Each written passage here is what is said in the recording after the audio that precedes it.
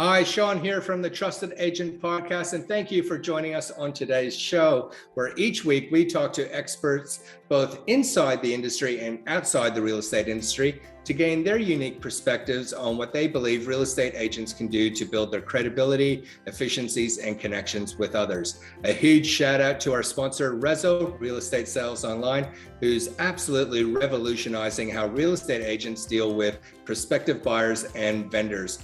Their online platform that manages the offers and acceptance process is simple, easy to use, giving time back to the agents so they can do what they do best. All right, so stick with me and let's see who today's guest on the show is.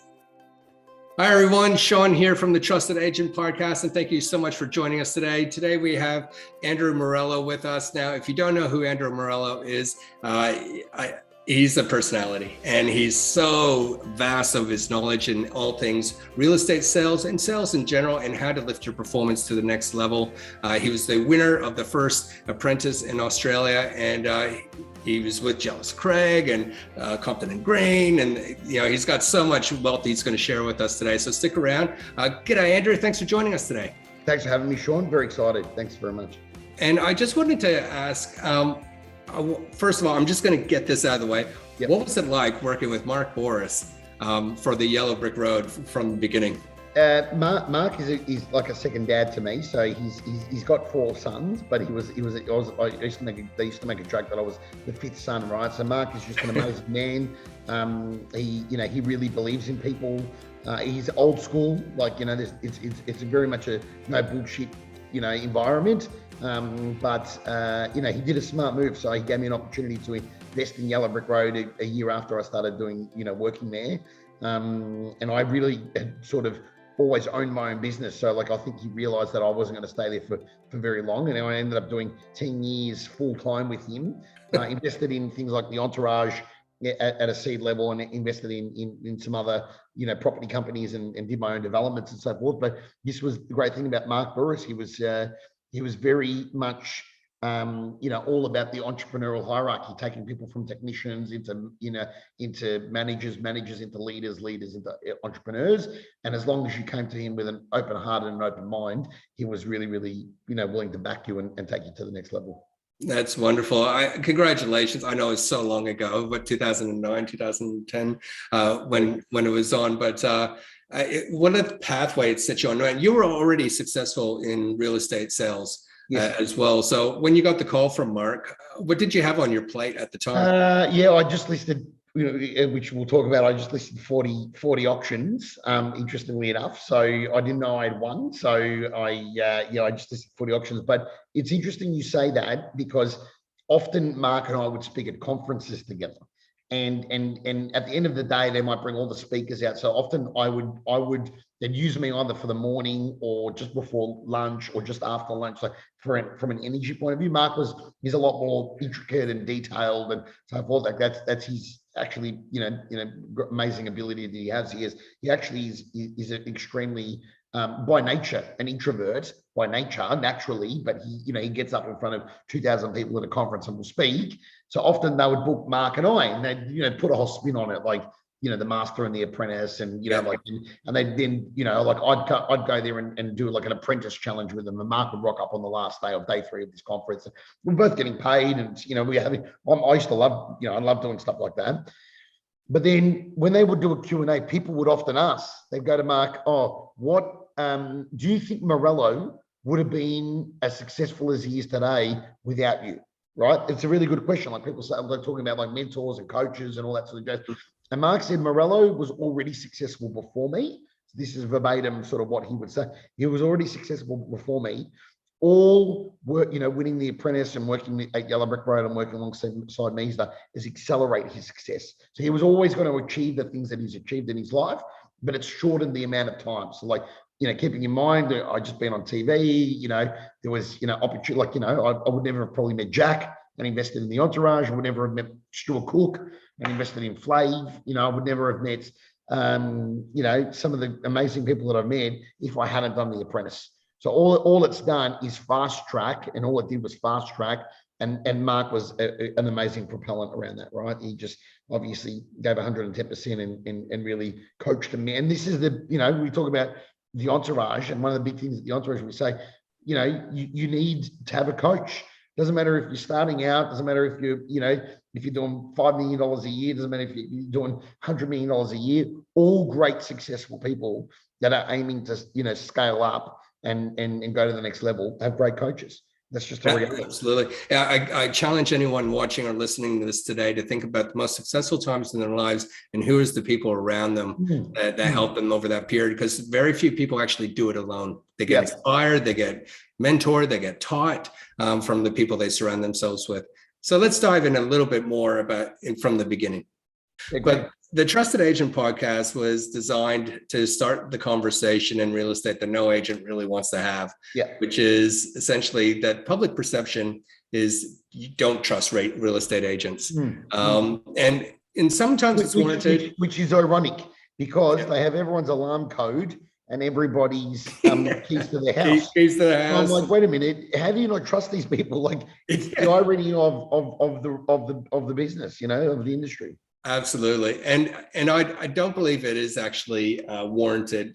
I've been in the industry for only 6 years, but the people that I've met, highly passionate, hardworking, really care about their families, communities, and are ultimately trying to do better for themselves and the industry overall. It's only, you know, like every other industry, every industry has the cowboys that kind of you know, get painted with a brush.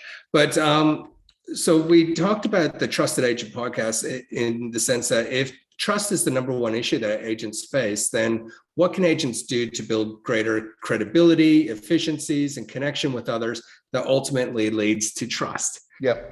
So we're interviewing people both inside and outside the real estate industry to get their unique perspectives on what they feel that real estate agents could do in those areas.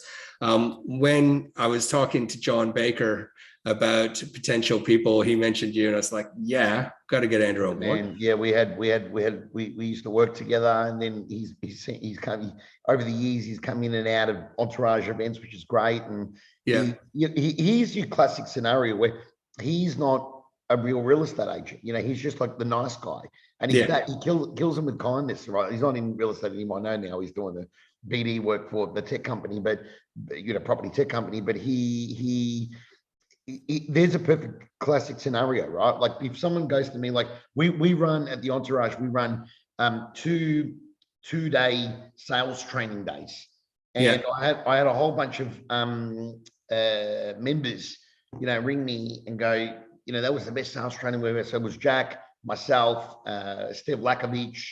Back in the day, it was Peter Lakovich. All these great sales trainers, and it basically rewrote the script on sales. Right, like we went, let's remove people from selling and talk about like customer communication strategies, right? Like from building them up from, you know, the first, like, and as we know in real estate, you know, the average Aaron, I don't mind blanking his name, First National up in Sydney, like the best First National in the country, like he does out in Western Sydney, he does about, you know, 200-300 transactions a year. And like it's a lower commission rate than, let's call it a Gavin Rubinstein, but it's like he's doing mass turnover, and he's worked out on his CRM that the average person before they list with him, even though he's like famous in their area and he, you know, he's got all the biggest results, they still need about 17 touch points. Right. 17. 17 touch points is the average amount of touch points. So that means like SMS, just listed, just sold. You know, appraisal, then you do an appraisal, then 6 months later they walk through an open, then after the open you're sending them more information, like so and you're getting your quarterly update or your monthly update, you're getting the quarterly results or the seasonal results. You know, he does like a winter, summer, spring, autumn report, and you know that goes to him, and then he'll call them. He's very good. And then there's a call. You know, by the time I actually list, it's about 17 touch points, right? And so and I've spent $1 million plus on training and coaching over the years, right? And I've gone with your real, you know, Americanized, salesy sort of, you know, trainers, and I've gone with like your spiritual, like, you know, do the right thing by everyone, like, you know, your trainers as well. And what I think in the way that I've done business, and the way, look, we do business at the Entourage, the way we've done business at Yellow Brick Road, the way we do business at Jealous Craig is now like it's very relationship based. It is. Very relationship. And, you know, and I had someone pull me up on it one day. They said, it's easy for you to be like that because you don't need the money anymore. And I said, well, let's just rewind. I said, you know, I've got a child, I've got a partner, I've got business interests, I've got families that I take care of. I said, like, there's a need and there's a want. Like, I don't wear a Philippe Petit watch or a, you know, $60,000 Breitling, and I don't drive a Porsche or anything like that. But like, I've got 9 mortgages. So like I said, I've still got to pay those every month. There's 50 grand in, in interest repayments every month. And I said, the other thing is, like, me personally, like, I know what I want to give back to the world. You know, I've got 2 orphanages in Cambodia. I don't know if John knows about all that stuff, the philanthropic stuff I do. So I'm involved with Geraldine Cox in Cambodia. And like I said, we've all got our thing, right?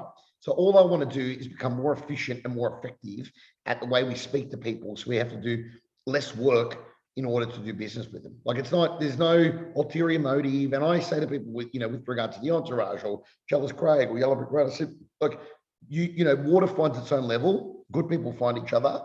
If you want to do business with good people, we're here when you're ready. I never sell anything to anyone anymore, but I do the most sales, or I sell a lot of things, but I never sell it to anyone. And I say to people, if our values aren't aligned, and I'm very quick now, and especially if there's agents watching this, I'm very quick. When I was in the real estate game full time, I used to say I'm very quick to choose who I do business with and who I don't. So when I worked with John Baker, I was working for Compton and Green, and I was young. Like, I was real young. I was like 18, 19 when I first met him, right? And I'm working 7 days a week, 18-hour days, and very quickly I worked out not all business is good business. Yeah. And I then, as soon as I started choosing who I wanted to do business with, I started getting better results, which was really important. Yeah. Yeah. I remember I took over a sales team once, and I was trying to assess where everybody's capabilities were. And I saw this really big gap in their slow for new business growth. And I asked them a question. I got them all into a room, and I said, on average, how often or how long does it take to get new business on board? And they said, about a year. And I went, okay. And after a couple more questions, I realized, let me guess, it's because you touch base with your clients once a month. And they said, well, yeah, they're on our call cycle. I said, all right, here's what we're going to do. For the next 3 months, we're going to touch base with them every week. We're going to see how much new business we get. And in 3 months, we had signed so much new business because it was those touch points. And we experiment with different, ways. It might be a coffee drop by. It might be just a simple wave. You have an opportunity to leave an impact, an impression in every engagement. I love hearing that one. I love that you do have a very clear definition about your purpose and what you're wanting to drive. And yes, you do have the charities in terms of the orphanages. You have your responsibilities of the 9 mortgages. You have your family. It sounds like you're just wanting to actually contribute more. So in order to do that, you actually have to deliver more, I suppose. Sean, Morello's why you, like, I call it my 30-second answer at 3 a.m. Like when I went to Poland, I went to the Jewish ghettos of Poland in Krakow, and they talk to they take you through these ghettos, and they show you where the family doors were kicked in, and they would you'd have to argue for your life, right? Yeah. So like when you go and experience stuff like that, I've gone to the Genocide Museum and the killing fields in Cambodia. I've done that for the last 8 years of my life, previous to COVID, 8 years of my life. Like every year I'd go to the killing fields in Cambodia. And so I always say to people when I take them to places like that, like either with me or on my own or friends or, business associates, I always go like, what's your why you? If someone kicked in your door at 3 a.m, what's your why you at 3 a.m, right? So my why you is that Andrew Morello wants to make lots and lots of money to pay other people really, really well to do the things he doesn't want to do, so you do more things he loves doing with the people that he loves, right? So like, it's very, very succinct for me. It's very, very natural. It's very, very organic when you know what your why you is. When you know what your why is, it's like, like someone goes, oh, like my brother has a joke with me. He's like, you're the king of delegation. I said, well, shouldn't you be? Like, you've got two daughters, they're top performers. One's a #2 rower in the country, like at Loretto Mandeville in Melbourne, like, one of the top schools in the country. Like, she's school captain. She was school captain at her primary school. So was my other niece. Like, I'm like, shouldn't you want to delegate to dominate? Like, why, if you can do things more efficiently and somebody else can do it, then delegate to dominate, John, and like, my brother for many years lived vicariously through me. And then he really has stepped up to the plate, and he's built an amazing business, right? So, like, he should be very proud of himself now, but it took him longer, and I think that's because he was the older son. Like, I was lucky being the youngest of 3 siblings. I got to see what mistakes my father made, mistakes my grandfather made, then my father made when they came on a boat, to Australia from Italy, and then with one shoe and an empty suitcase. Then I saw my brother was always financially successful, but mentally and emotionally and spiritually, I saw the mistakes he made. Right. So, like, let's remove money for the moment and talk about what's more important, like the mental, emotional, and spiritual nourishment you should be getting from what you do in business, from what you do in life, from your life partner, your wife, your husband, your children. And, I was lucky. So, like, by the time I got to that point in my life, I sort of had hacked it to some respects, like, I was like, okay, well, I'm going to do X, Y, and Z, and hence I'm going to get a great result from it, so anyway. So replicating success, or looking for those patterns, the blueprints for success, is that something that's always been in you, or did you use it in the Apprentice to take up the top honors of winning Australia's first Apprentice, or with the business with Entourage? How do you determine which path to take in any given situation? It's a very good question. It's a very good question, because I'm not academically educated, right? So I don't have a business degree. I barely finished year 12. I was vice captain of a 2,000 all boys school in Melbourne. It was called St. Bernard's.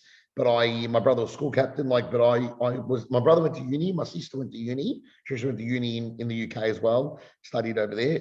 But I started my first business at sort of like 15, 16, running youth events in Melbourne, like big ones, like 3,000, 4,000, 5,000 people with my cousin and some other guys as well. And I think where my paradigm shift was that when I was 18, I asked my brother, like, my dad's like, you can't run dance parties for the rest of your life. What are you actually going to do? And I said, oh, I don't know. Like, I kind of really like running dance parties, like the business making good money. Why not? Because I'm happy for you to keep doing that, but like, what else are you going to do? And I said, well, my brother was making lots of money in real estate. I was like, this is like, real estate looks like something I could do. And I'd been helping him over the years, like standing at opens, letterbox dropping, and so I had a natural knack for it. But I'm a big believer business is very much a skill, right? So, like, anyone can be good at business as long as you dedicate the time, energy, and effort and invest, mentally, emotionally, spiritually, financially into good coaches and advisors. Like, so then what happened was, I went and saw a guy when I was 17, because my dad had started having this conversation. And not that he pressured me, like, he would have been fine if I still run dance parties, but he's like, are you going to go to uni? What are you going to do? And I think he sort of thought the dance party thing was more of a hobby, which was fine. This is good mentorship by my father. So I was very lucky to have, great mentors like him and my brother, and even my mother. She was a great matriarch, and so they weren't pressuring me to go into real estate or to get out of the dance party or nightclub business. They were like, just what's your plans? And I'm like, I haven't really thought about it. So I went and saw, at 17 years old, in my school uniform, I went and saw a guy named Nick Lynch. So Nicholas Lynch, if anyone wants to check him out, was back then, I don't know where he is today, but he was a trainer. He took harcourts to New Zealand, and I went and watched him at Moonee Valley Racecourse around the corner, where they're doing the COVID testing now. So, like, that's the big epicenter for COVID testing in Melbourne now. And I went there in my school uniform and negotiated with my parents that I could go for half a day and then go to school. They said, started at like 7 in the morning, and I was in my school uniform. And then at midday, I was going to go do midday till 3 at school. Anyway, I ended up staying the whole day. School called my mum, like, he never arrived, rather. So, like, and she's like, where were you? And I said, he's at the race course. Yeah. I'm at the race course, correct, bro. So I went and watched this trainer, Nick Lynch, and he was great. And then when I turned 18, and my brother said, listen, you can't come and work in our business, because he goes, I don't want anyone to think there's nepotism. Like, he goes, if you work here and you succeed, they'll always think you succeeded because of who your brother is. So I went and worked with John Baker at Compton and Green. became I was literally on $1 million run rate within 4.5 to 6 months. And anyway, moral of the story is he went and worked there with Adrian Butera, Compton Green, which was great. And then, I sort of then became obsessed with hacking the process. Like I saw these agents just doing the cliche stuff like door knock, letterbox drop, cold call, door knock, letterbox drop, cold call, door knock, letterbox drop, cold call. And I'm like, there's got to be better ways than this. Mm-hmm. Like I did the door, not that I was afraid of the work. I did the door knocking, the letterbox dropping and the cold calling. But the other problem I had too, where I was door knocking was a very Anglo-Saxon area. Let's call it the Rose Bay of Melbourne, right? Like it's on the water there.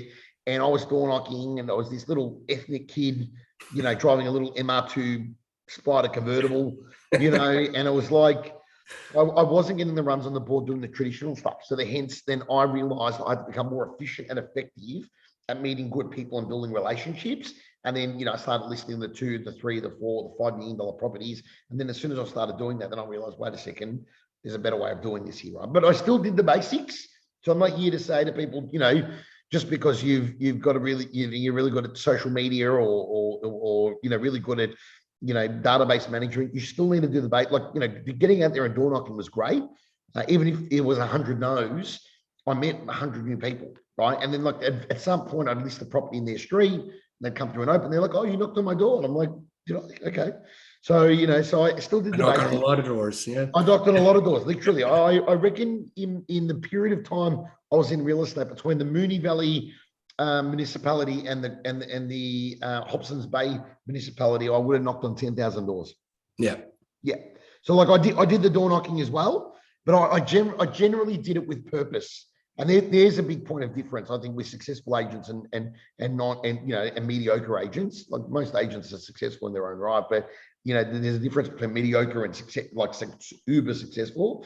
And the uber successful ones, they're going to go and spend time, money, energy, and effort going out there. They've always got a really solid intention. So I never door knock for the sake of door knocking, which I think a lot of people do. Like, I've seen even in the burbs, like they don't really door knock a lot around here in sort of Moonee Valley district in Melbourne, or in Rose Bay, they don't really door knock either.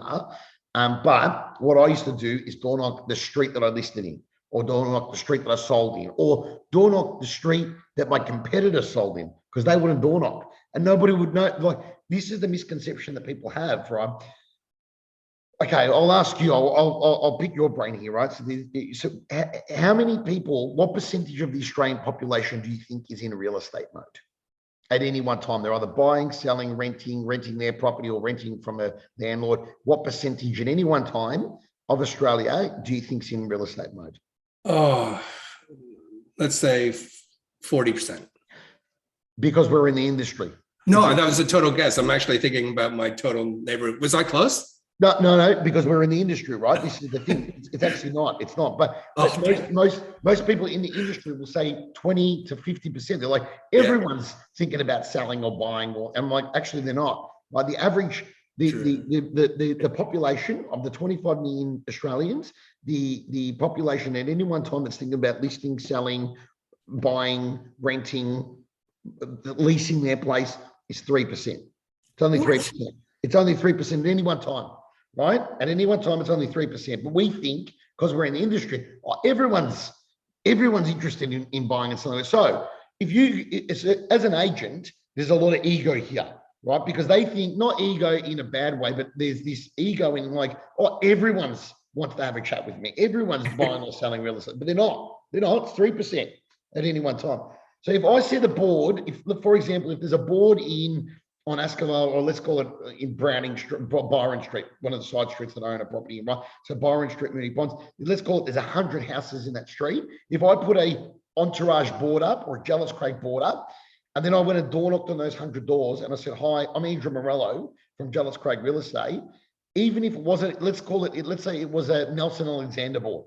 And I said, "Hi, I'm Andrew Morello from Jealous Craig." Not lying to them and saying, "Were you aware that number 16 sold last week?" Right? They'll say, "Yes, I am. I'm aware that it sold." But they don't realize that I'm not from the company. So they've attached you to that sale. Correct. But I haven't lied to them. I've just said, "Are you aware that there was a sale in your street 3 days ago?" It sold for 1.96 million. Like, you know, are you aware? Oh, actually, I saw there was something going on. They've driven past the board for 6 weeks. They've probably even possibly been to an open for inspection, but they don't know the agent's name and they don't know the agency.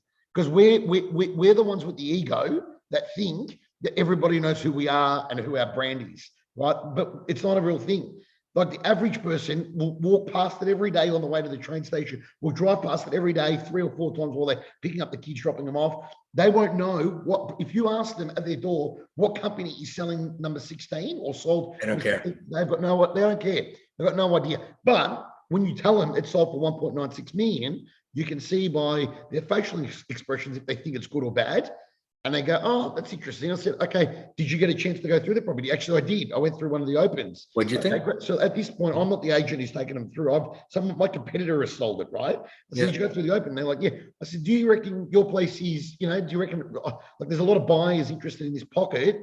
And I would get really intricate. So like, let's call it in Byron Street, that's called the Poets' Corner of Moonee Ponds. It's named after Byron, Browning, Chaucer. They're all famous Australian poets, right? And it's like, I'd say, you know, in this Poets' Corner, there's a lot of buyers interested, which there is. Like, let's be honest, where right now there's a lack of stock. So if I put it on realestate.com, I will have 40 people come through it open for inspection. There is interest. There's definitely buyers. And if we put it in we've got a really good database, and, you know, Box and Dice we use at Jealous Craig, we use HubSpot at Entourage. Like we're great with our databases, and there's, you know, 2 or 3 touch points a month in some way, shape or form, whether it's a piece of content, whether it's someone giving them a call, whether it's an appointment set or whatever it might be, or one of our entrepreneur development managers or one of our agents. The moral of the story is, not the moral, the morale of the story is that if, you know, if you go and door knock or have purpose or intention right from the beginning, then you've got something to speak to people about. Yeah. If you go out there and just think, you know, I'm going to put it out to the ether, let's see what happens, it's never going to happen. Or if you're doing it even worse, that, you know, to do my 10 for the day or whatever it is, and you're looking at a quantitative measure instead of a qualitative. Yeah. Yeah. Or how many agents have I seen roll up to an open for inspection that's tenanted, and, you know, 20 minutes before the open, and, like, you know, I've been either coaching them, like they're paying, you know, tens of thousands of dollars to get coached by myself or my company or whatever it might be. And I said, oh, I'll come down and see. And I look through their window and they're on Instagram or Facebook while they're in front of the property waiting for the tenants to leave or the owners to leave, right? With people there. No, they're 20 minutes before the open, but there are other houses around there. So you know, the old 5-5-10 I used to do, right? So as soon as I listed a property, I would then start talking to 5 this way, 5 that way, the 10 across the road. And if I rocked up to an appointment early, I was going and knocking on their door, having a chat. Like, hi guys, did you know we got the open in 15 minutes? Do you want to come through? They're like, oh no, we're not really looking at buying. I'm like, no worries, but sometimes it's good to just come through to get a bit of an idea of what yours is worth. They're like, oh, that's not a bad idea. And then all of a sudden they walk through, that one sells for 1.96. They're like, wow, that's a lot of money. I'm like, well, what do you think you'd get for yours? Well, ours has got a bigger kitchen, bigger bathroom. We got a second bathroom. We got the carport. I'm like, what do you reckon it's worth? And they're like, it's got to be worth at least 2.2. I'm like, great. Why don't we have a crack and have a look at that? See if we can get you 2.2. And then all of a sudden they went from not engaged at all, not interested in selling, staying here for the next 20 years to, oh, if we get 2.2 to 2.3, we'd sell it. Yeah. I love that. So one of you used a couple of words I just want to hone in on. You said efficient and effective. And I think that's where some agents can get it wrong, where they're just looking for efficiencies, but forgetting, well, what's it actually leading to? Or they're trying to be really effective, but forgetting that there's more efficient ways of doing that. Yes.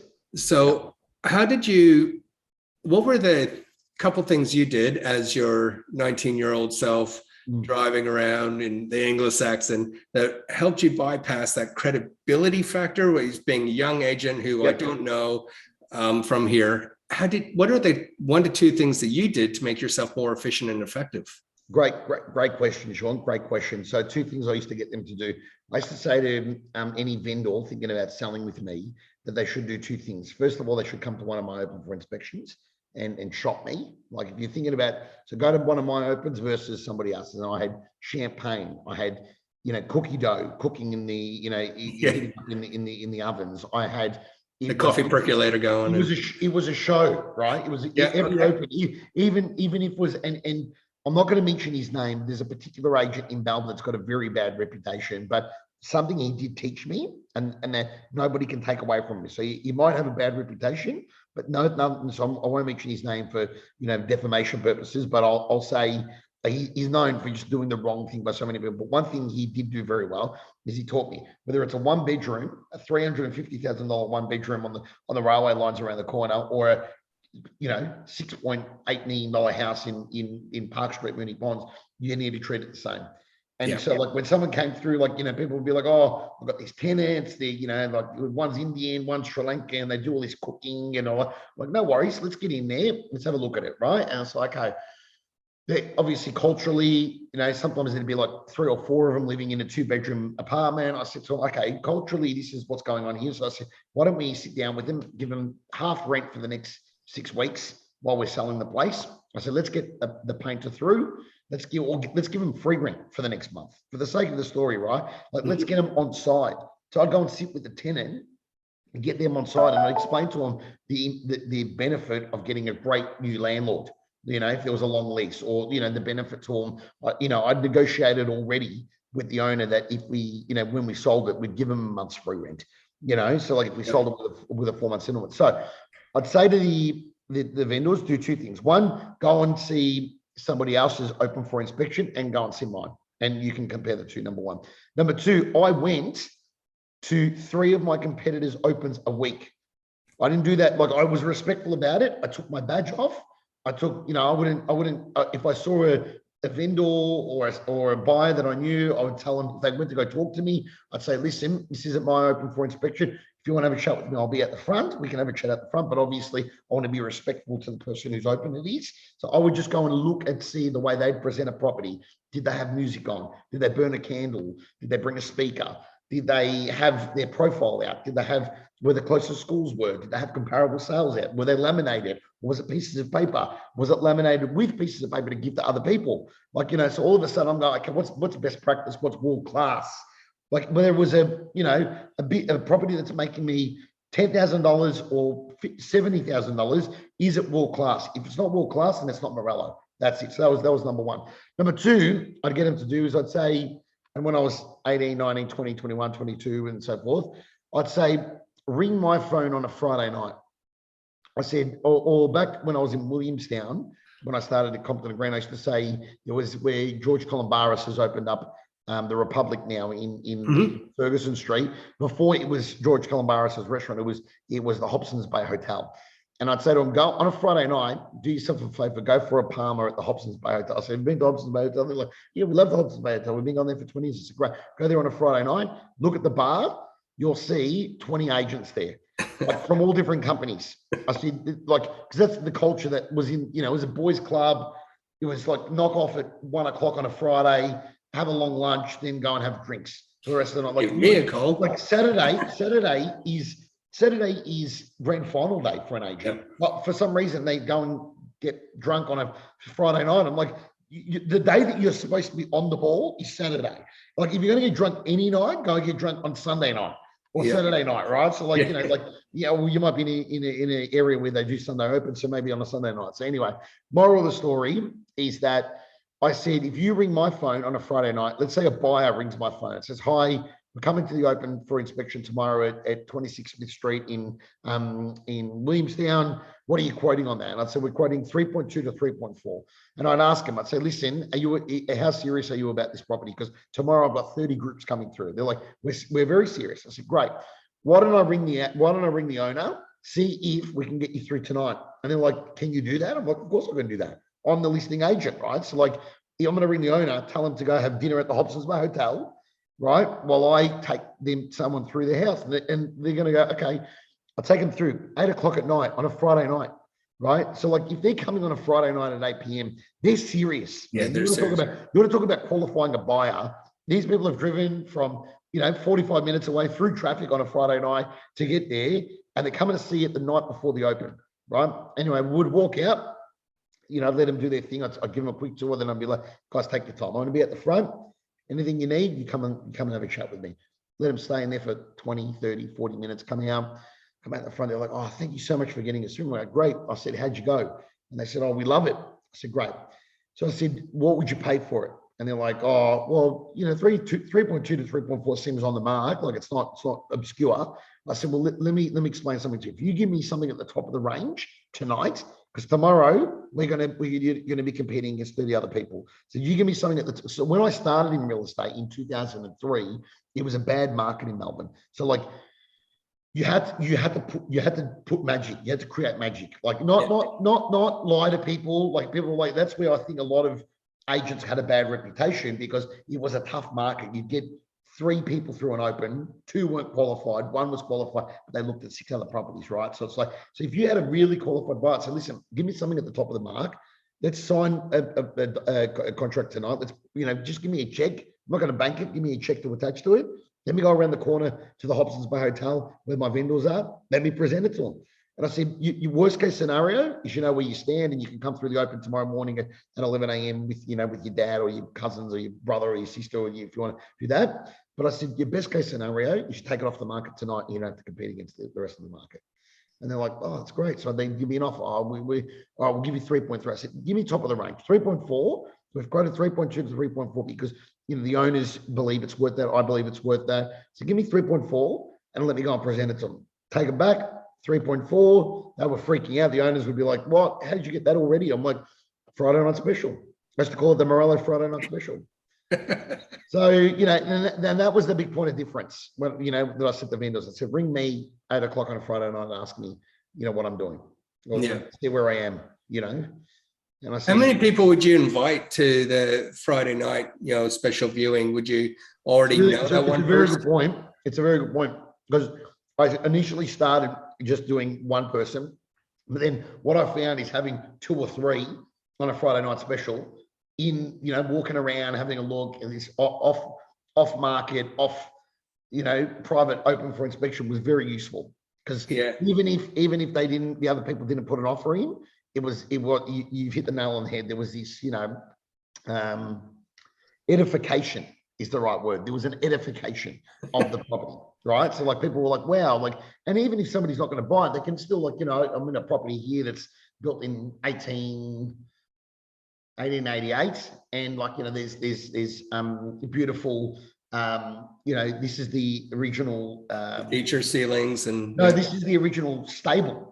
Oh, okay. From all right, gotcha. There's beams in here, right? So even if they weren't going to buy the place, they'd walk through and go, oh, look at the original beams from 1888, and I'd have the history. I'd present it still like an open for inspection, candles on, music on, cookie dough in the oven, all that jazz. I'd treat it exactly the same. You've hit the nail on the head.